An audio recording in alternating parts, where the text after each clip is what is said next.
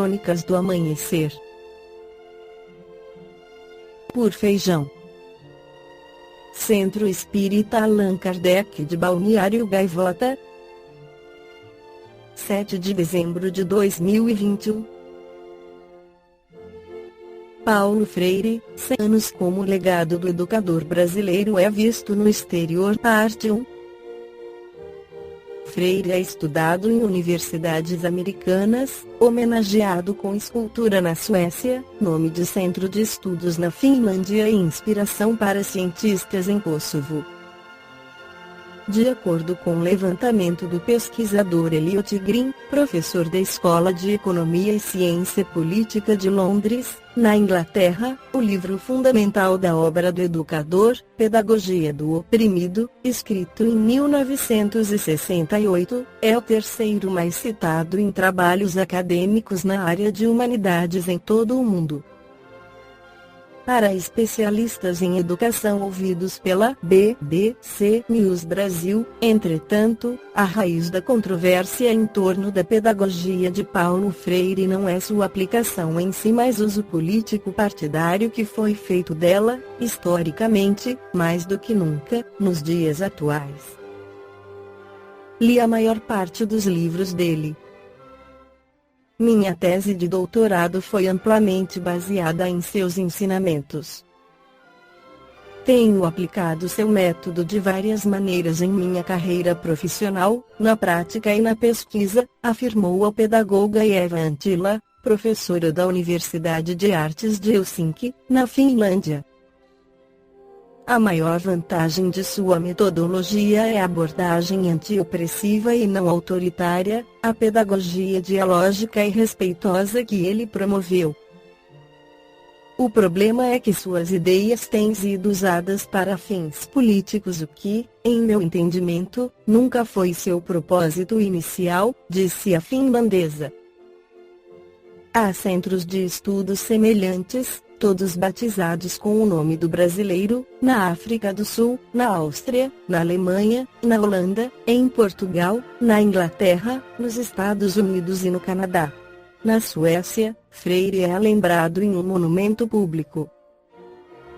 Localizada no subúrbio de Estocolmo, Depois do Banho é uma obra em pedra-sabão esculpida entre 1971 e 1976 pelo artista Ping Strom.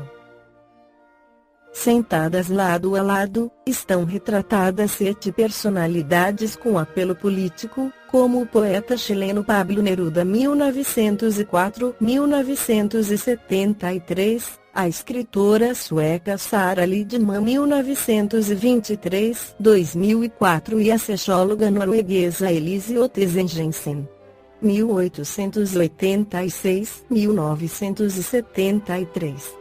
Para Freire, o ensino ocorre a partir do diálogo entre professor e aluno, desenvolvendo assim capacidade crítica e preparando os estudantes para sua emancipação social. No jargão do meio, o método Freire é oposto ao conceito bancário de educação, aquele no qual o professor deposita o conhecimento nas mentes dos alunos. Para Freire, a educação é construída em conjunto. Reconhecido desde 2012 como o patrono da educação brasileira, Paulo Freire é considerado o brasileiro mais vezes laureado com títulos de doutor honoris causa pelo mundo. No total, ele recebeu homenagens em pelo menos 35 universidades, entre brasileiras e estrangeiras, como a Universidade de Genebra, a Universidade de Bolonha, a Universidade de Estocolmo, a Universidade de Massachusetts, a Universidade de Illinois e a Universidade de Lisboa. Em 1986, Freire recebeu o Prêmio Educação para a Paz, concedido pela Unesco, a Organização das Nações Unidas para a Educação, Ciências e Cultura. No Livro dos Espíritos, Allan Kardec questiona na pergunta 917: qual o meio de destruir-se o egoísmo? de todas as imperfeições humanas, o egoísmo é a mais difícil de desenraizar-se porque deriva da influência da matéria, influência de que o homem, ainda muito próximo de sua origem, não pôde libertar-se e para cujo entretenimento tudo concorre: suas leis, sua organização social, sua educação. O egoísmo se enfraquecerá à proporção que a vida moral for predominando sobre a vida material e, sobretudo, com a compreensão, que o Espiritismo vos faculta, do vosso estado futuro, real e não desfigurado por ficções alegóricas.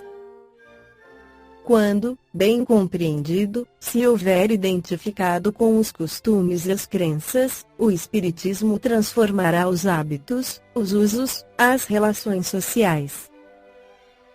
O egoísmo assenta na importância da personalidade. É a resposta do espírito Fenelon. Allan Kardec comenta: conhecidas as causas, o remédio se apresentará por si mesmo. Só restará então destruí-las, se não totalmente, de uma só vez, ao menos parcialmente, e o veneno pouco a pouco será eliminado. Poderá ser longa a cura, porque numerosas são as causas, mas não é impossível. Contudo, ela só se obterá se o mal for atacado em sua raiz, isto é, pela educação, não por essa educação que tende a fazer homens instruídos, mas pela que tende a fazer homens de bem. A educação, convenientemente entendida, constitui a chave do progresso moral. Quando se conhecer a arte de manejar os caracteres, como se conhece a de manejar as inteligências, conseguir-se-á corrigi-los, do mesmo modo que se aprumam plantas novas. Essa arte, porém, exige muito tato, muita experiência e profunda observação. É grave erro pensar-se que, para exercê-la com proveito, baste o conhecimento da ciência.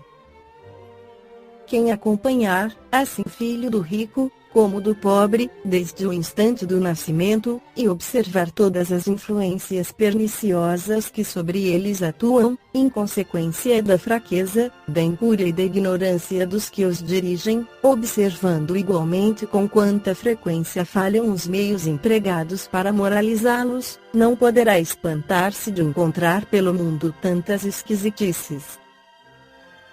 Faça-se com o moral o que se faz com a inteligência e ver-se-á que, se há naturezas refratárias, muito maior do que se julga é o número das que apenas reclamam boa cultura, para produzir bons frutos. Balneário Gaivota, 7 de dezembro de 2021. Por Feijão. Centro Espírita Allan Kardec de Balneário Gaivota.